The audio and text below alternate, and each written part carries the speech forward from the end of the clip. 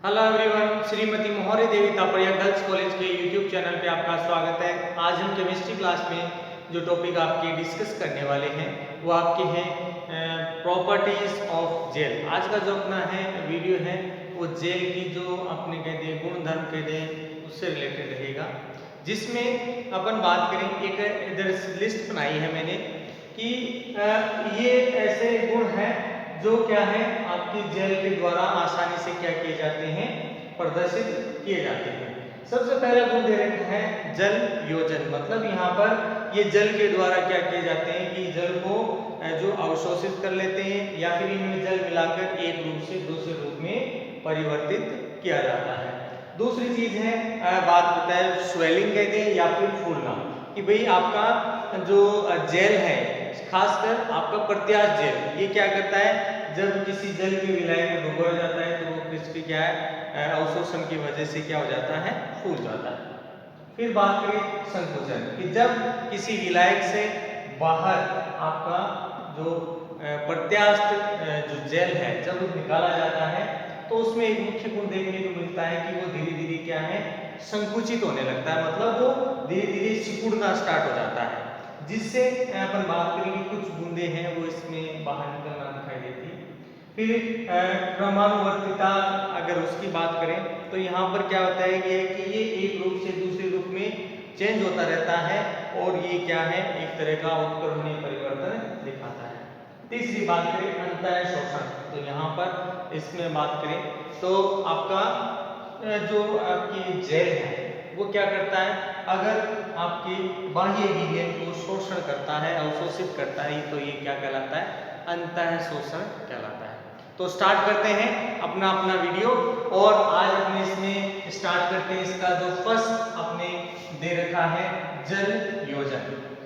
देखिए जल योजन कह दें या फिर हाइड्रेशन कह दें, जल योजन या फिर कह दें हाइड्रेशन। देखिए नाम से पता चल रहा है, तो यहां पर देखिए क्या बताया गया है कि जब आपका शुष्क प्रत्यास्थ बहुलक या कहते हैं जेल है, ठीक है, शुष्क प्रत्यास्थ जो जेल है आपका, अगर उसको अपन क्या करें उसमें पानी मिला दें तो आप क्या देखोगे कि जो आपका प्रत्यास्थ बहुलक आपका जेल है ये उसके द्वारा क्या किया जा सकता है, बनाया जा सकता है। कि एक तो शुष्क प्रत्यास्थ जेल समझना है। शुष्क का मतलब है कि अपन ने उसको क्या किया, विलायक से बाहर रखा है तो उसको क्या हुआ धीरे धीरे जो है सूखना स्टार्ट हो जाता है, ड्राई होता है। तो जैसे डुबोया पानी के अंदर वो क्या करेगा, जल को अवशोषित कर लेगा, वो धीरे धीरे क्या करेगा प्रत्यास्थ जेल में बदल जाता है, जिसमें अपन ने कहा था कि भाई एक रूप से दूसरे रूप में आसानी से बदला जा सकता है। लेकिन यहाँ पर क्या बताया गया है कि अगर आपका यहाँ पर कैसा ले, अप्रत्यास्थ जेल ले और वो भी किस कंडीशन वाला, शुष्क, तो यहाँ पर क्या बताया गया है कि एक बार आपका जो अप्रत्यास्थ जेल है अगर शुष्क हो जाता है तब इसमें कितना ही पानी मिलाया जाए उसमें किसी तरह का कोई परिवर्तन है वो आपको देखने को नहीं मिलेगा। मतलब यहाँ पर अगर अपन अगर प्रत्यास्थ जेल की बात करें तो उसकी तुलना में उसमें विपरीत गुण रखता है आपका शुष्क अप्रत्यास्थ जेल। तो ये पहला गुण था जब आपका जल योजन किया जाता है, मतलब पानी से भिगोया जाता है या पानी में डुबोया जाता है या फिर पानी उसमें मिक्स किया जाता है। दूसरा गुण इसमें अपन ने बात की थी फूलना, स्वेलिंग। दूसरा गुण था इसमें स्वेलिंग, सूजन, फूलना, जो भी अपन कहें इसके बारे में समझना है कि यहाँ पर क्या बताया कि जो शुष्क प्रत्यास्थ जेल है जब इसको किसी विलायक में डुबोया जाता है, खासकर आपका पानी हो, विलायक में डुबोया जाता है तो ये विलायक को क्या करता है, अवशोषित करता है और अवशोषित करने के फलस्वरूप इसका आयतन जो है वो क्या हो जाता है, बढ़ जाता है।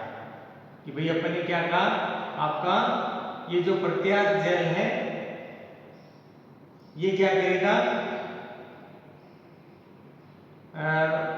अवशोषित करेगा, या पर जल लिख दे या फिर लिख दे विलायक है जो अपन ने लिया है उसको क्या करेगा, अवशोषित करेगा और अवशोषित करने की वजह से यहाँ पर इसका क्या हो जाता है, आयतन बढ़ जाता है। यहाँ पर इसका क्या बढ़ गया, आयतन बढ़ जाता है और ये क्या हो जाता है, फूल जाता है। इस क्रिया को क्या कहते हैं, स्वेलिंग कहते हैं या फिर फूलना कहते हैं। कि विलायक में डुबाया, इसमें से अवशोषित हुआ, आयतन बढ़ा और आयतन बढ़ने के फलस्वरूप ये जो प्रक्रिया है पूरी क्या कहलाती है, स्वेलिंग कहलाती है, फूलना कहलाती है। तो ये चीज का जो दूसरी प्रॉपर्टी है, पहले अपने जलयोजन बात की, दूसरा अपने बात की जो आपके हाइड्रेशन के दे, स्वेलिंग के दे, और तीसरा गुण है इसमें बात करें संकुचन, या इसको बोला जाता है साइनेरिसिस।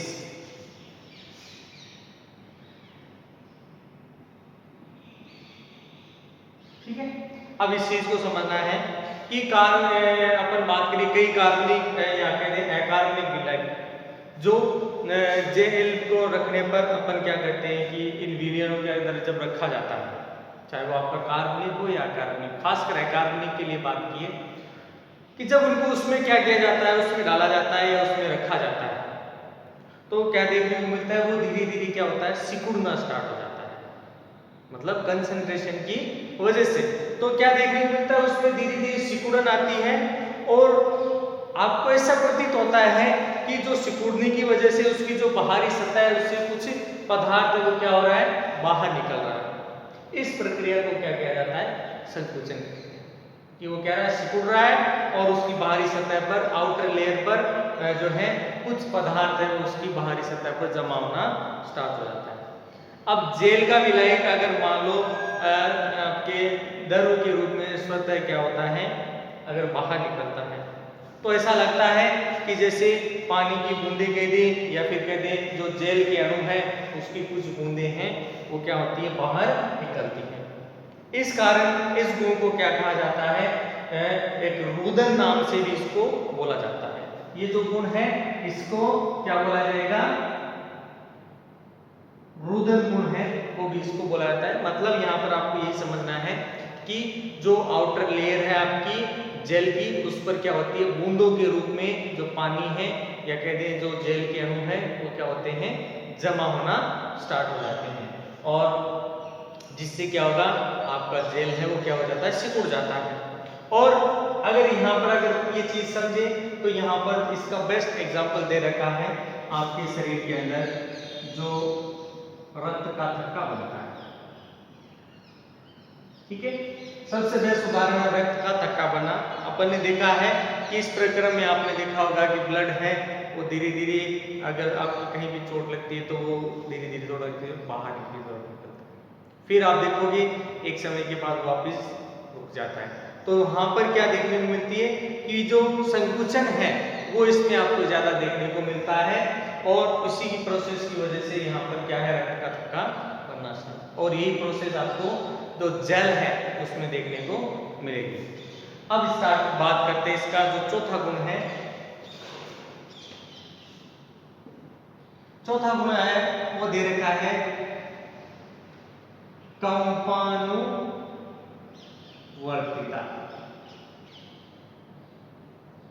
अब यहाँ पर आप इस चीज से समझ सकते हैं कि यहाँ पर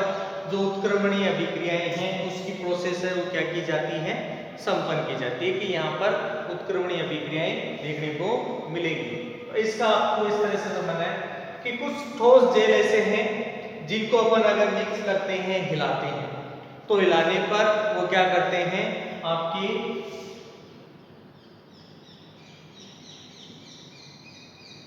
ये क्या करेंगे, अगर ठोस है तो ये क्या करेंगे, किसका निर्माण कर देंगे, द्रव सोल बना देते हैं। और ये क्या है, आपके उत्क्रमणीय प्रकृति के भी होते हैं। कैसे होंगे, उत्क्रमणीय प्रकृति के होंगे, इसलिए इनको ये जो परिवर्तन होता है इसको आपका सोल जेल कंपानुवर्तिता का जो गुण आपके कहलाता है। सोल जेल जो परिवर्तन है क्योंकि इस तरह का जो परिवर्तन संपन्न किया जाता है कि अपन ने कोई ठोस जेल लिया, उस ठोस जेल को अपन ने क्या किया, मिक्स किया हिलाने के बाद, और उसमें वो किस में चेंज हो जाता है, द्रव सोल में चेंज हो जाता है। और ये क्या है, वापिस किस में चेंज हो जाता है, ठोस में चेंज हो जाता है। तो ये क्या है, उत्क्रमणीय परिवर्तन है। और इसकी वजह से क्या देखने को मिलता है आपके, कि सोल जेल परिवर्तन है वो यहाँ पर पाया जाता है। और ये जो परिवर्तन होता है, ये कंपानुवर्तिता का जो परिवर्तन है वो इसमें कहलाता है। अब यहाँ पर कुछ उदाहरण दिए गए हैं, जैसे आपके दे रखा है एक तो जो आपका आयरन ऑक्साइड है, आयरन ऑक्साइड, और दूसरा है सिल्वर ऑक्साइड। इसका जो जेल बना होता है, आपने सिलिका जेल देखा होगा, वो क्या करता है कि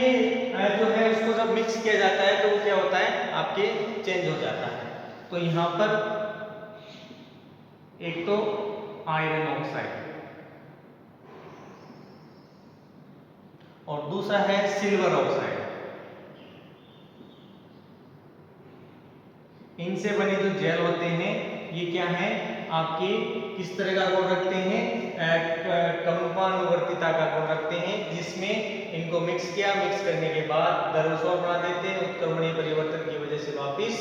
सोल जेल परिवर्तन प्रदर्शित किया जाता है। सामान्यतः यहाँ पर ये जो कोलाइड है वो अगर इसमें विद्युत अपघट्य की निश्चित मात्रा मिलाई जाए तो ये जो है वो बहुत ज़्यादा अच्छी तरह से आपका जो कंपानुवर्तिता का जो जेल है वो आसानी से आपको प्राप्त हो जाता है। मतलब यहाँ पर अपन अगर इसमें क्या मिला दें, आपका विद्युत अपघट्य मिला दिया जाता है, और वो भी निश्चित मात्रा में। निश्चित मात्रा में अगर विद्युत अपघट्य मिलाते हैं तो जो आपका आयरन ऑक्साइड है, सिल्वर ऑक्साइड है, ये वापिस कंपानुवर्तिता के कारण आपका जेल में परिवर्तन हो जाता है, मतलब ये इसमें कन्वर्ट हो जाएगा। अब इसमें अपन ये चीज देख ली। अब इसमें लास्ट इसका जो आपके बात करें, पांचवी जो इसकी प्रॉपर्टी है वो है अंतः शोषण, या कहते हैं अवशोषण बोल दें तो यहाँ पर चीज या इनहिबिशन बोला जाता है। कि जैसे आपके बात करें ये कार्बनिक जो द्रव स्नेही है, जैसे प्रोटीन है, स्टार्च है, ठीक है, जब इनको क्या किया जाता है, जल के विलयन में रखा जाता है, ठीक है, तो ये क्या होते हैं, जल को क्या करते हैं, अवशोषित करते हैं, ठीक है, जल के विलयन में रखा, ये जल को अवशोषित करते हैं, और अवशोषित करने के बाद ये धीरे धीरे क्या है, जो है अवशोषित होकर जो है फूलने लग जाते हैं, ठीक है, प्रोटीन है वो फूल जाएगी, स्टार्च है वो भी फूलकर आपके हैं जो है कोलाइड बढ़ा देती है। तो यहाँ पर जो आपके देखने को मिलता है कि इस प्रकार जो है जल योजन है क्रिया का जो है अंतर शोषण हो जाता है, मतलब यहाँ पर जल योजन की अभिक्रिया भी संपन्न होती है और आपका जो पदार्थ है वो अंतर शोषण भी करता है, ठीक है। तो इस प्रकार का जो कोलाइड बनाता है, दरअसल ये है आप ये जो बात करें आकर्षण की वजह से देखने को मिलता है। यह आकर्षण इतना ज्यादा होता है कि अगर अपन यहाँ पर जो है बाह्य दाब है वो अगर निश्चित करें तब भी क्या है कि जो अंतर शोषण की जो अभिक्रिया है वो जेल के द्वारा कुछ मात्रा में है वो भी संपन्न की जाती है। कब, जब अपन ने दाब भी निश्चित कर दिया है। अब यहाँ पर बात करें अगर अंतर शोषण की जो अपन बात करें अभिक्रिया, अगर क्या करें निश्चित अगर दाब पर करते हैं तो इस तरह का जो अवशोषण संपन्न किया जाता है वो आपके अंतर शोषण दाब के नाम से जाना जाता है। बहुत बार एग्जाम में पूछा गया कि अंतर शोषण दाब क्या होता है, तो यहाँ पर ध्यान रखना है कि जब आपका कोई जेल या फिर कहते हैं कोई आपका कार्बनिक द्रव स्नेही कोलाइड है वो क्या करे, जब जल में विलय किया जाता है तो आपका जो पदार्थ है वो क्या करेगा, अंतर शोषण करेगा, और अंतर शोषण करके वो क्या करेगा, फूल जाएगा, और ये इतनी मात्रा में होता है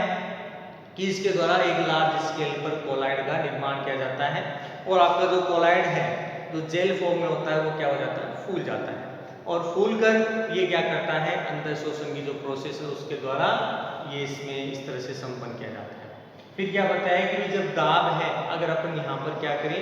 बहुत ज़्यादा लगाए या फिर निश्चित दाब लगाए, तो निश्चित दाब पर भी जो अंतर शोषण की अभिक्रिया है ये क्या की जाती है, सामान्यतः संपन्न हो जाती है। लेकिन अगर यहाँ पर अगर प्रोसेस की बात करें परासरण दाब की, तो यहाँ पर अपन बात करें, अगर यहाँ पर जो है परासरण दाब की बात करें, तो ये पार्श्व दाब से काफ़ी उच्च मात्रा में है, ये आपका पाया जाता है, मतलब उससे बहुत ज़्यादा उच्च होता है और अंतर शोषण बहुत आसानी से क्या किया जाता है, संपन्न हो जाता है। और इसके लिए अपन रीजन की बात करें तो इसमें बहुत सारे ऐसे रीजन है कि जिसकी वजह से जो अंतर शोषण है वो आपका संपन्न कराया जाता है। मुख्य रूप से अगर यहाँ पर बात करें तो यहाँ पर जो द्रव स्नेही कोलाइड है उसमें ये चीज़ देखने को मिली, खासकर जो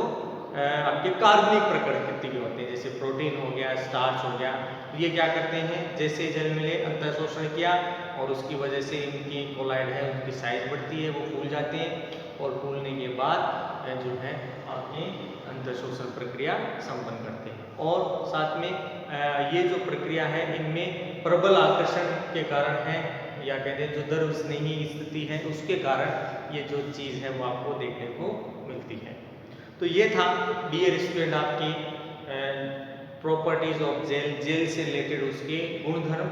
हालांकि अगर एग्जाम से रिलेटेड बात करें तो यहाँ पर गुणधर्म से रिलेटेड जो है आपका एक तो लास्ट वाला जो प्रोसेस है अंतर शोषण, और दूसरी बात करें कि भाई इसमें जो संकुचन और जल योजन, मुख्य रूप से तो यहीं से आपका अगर सवाल आएगा तो यहीं से आएगा, ठीक है, अगर कारण का कोई सवाल आता है, ठीक है। इसके अलावा अगर प्रॉपर्टीज पूछी जाती है तो ये अपन प्रॉपर्टीज है वो बता सकते हैं, मुख्य रूप से सवाल आपका यहीं से आना है, ठीक है। तो ये था डियर स्टूडेंट आपके जेल से रिलेटेड उसके गुणधर्म। आई होप यू आज का अपना वीडियो आपको पसंद आएगा। वीडियो को लाइक करें, शेयर करें और इससे रिलेटेड आपके जो नोट्स हैं बढ़ाते रहें, और इस वीडियो को देखने के लिए धन्यवाद।